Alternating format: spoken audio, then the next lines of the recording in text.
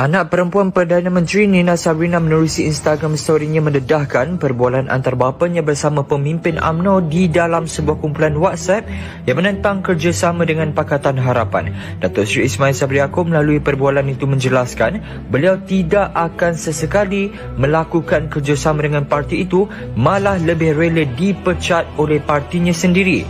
Terdahulu selain Ismail Sabri, ramai lagi ahli Barisan Nasional yang tidak mahu melakukan kerjasama dengan Pakatan Harapan seperti Bendahari BN Hishamuddin Hussein.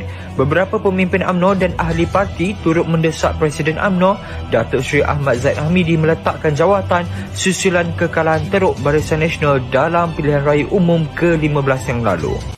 Orang pertama yang bahas tentang wujudnya addendum di Dewan Rakyat adalah MP Bera. Ya. Saya dengar ada addendum tersebut. Sebab tu saya tanya dalam parlimen. Tapi tak ada siapa jawab lah. Hazalina tak jawab, semua tak jawab. Saya dengar kata addendum tu ada, cuma saya dengar tak dibincang sewaktu lembaga pengampunan. Itu yang saya dengar. That's why saya tanya. Suatu membuat rayuan pengampunan oleh Yang Amat Berbahagia Datuk Seri Muhammad Najib Tun Haji Abdul Razak.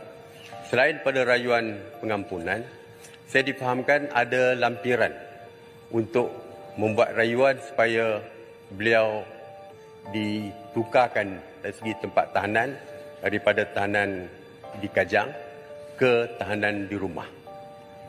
Jadi saya difahamkan perkara ini ada sebagai lampiran di dalam petisyen permohonan ataupun rayuan tersebut. Jadi saya telah dimaklumkan oleh Bawah Duli Paduka Baginda Sultan sendiri bahawasanya addendum tu memang wujud